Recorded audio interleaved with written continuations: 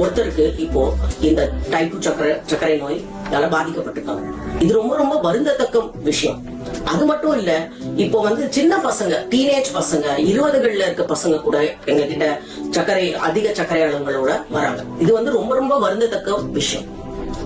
சர்க்கரை நோய் வந்த பிறகு கண்ட்ரோல்ல வைக்கலன்னா எல்லா அவயங்களும் பாதிக்கப்படும். அதாவது நரம்பு, கண்ணு, நம்ம இருதயம், மூளை, நம்மளோட கிட்னி, நம்மளோட தசைகள் எல்லாமே பாதிக்கப்படும்.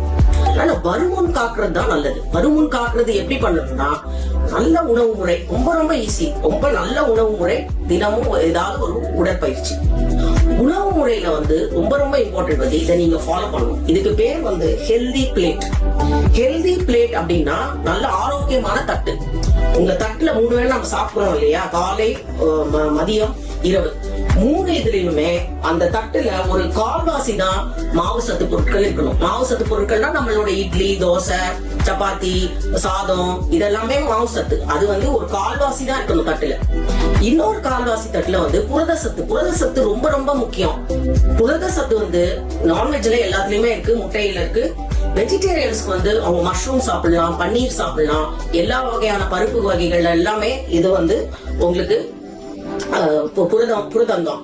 அப்புறம் இந்த ஸ்ப்ரவுட்ஸும் சாப்பிடலாம். சோ ஸ்ப்ரவுட்ஸ், மஷ்ரூம் அண்ட் பன்னீர், இதெல்லாம் புரோட்டீன். இன்னொரு பாதி மீதி இருக்கிற தட்டு பழங்களாலையும் வெஜிடபிள்ஸ்னாலையும் நல்லா நீங்க நிரப்பிக்கணும். அதுவும் இந்த காய்கறிகள் பாதி சமைச்சது, பாதி சலாட்.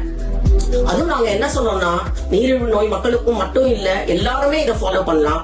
முதல்ல நீங்க கைய சாதத்து மேலயோ சப்பாத்தி மேலயோ வைக்கிறதுக்கு முன்னாடி நீங்க அந்த முதல்ல இவ்வளவு சலாட வயிற்றுல ரொப்பிட்டீங்கன்னா சர்க்கரை அளவுகள் நல்ல கட்டுப்பாட்டுல இருக்கு. 3வது இம்பார்ட்டன்ட் பாயிண்ட் பழங்கள் ரொம்ப ரொம்ப இம்பார்ட்டன்ட். பழங்கள்னாலே இனிப்பு அப்படின்னு எல்லாரும் நினைச்சுக்கிறாங்க. பழங்கள்ல இருக்கிற சத்து பேர் ஃப்ரக்டோஸ் அண்ட் சுக்ரோஸ். இது நீரிழிவு நோயாளிகளுக்கு ரொம்ப ரொம்ப முக்கியம். அதனால பழங்களையும் உங்க தட்டுல ஒரு கால்வாசி வச்சு நல்லா ஆரோக்கியமா இருங்க. நன்றி, வணக்கம்.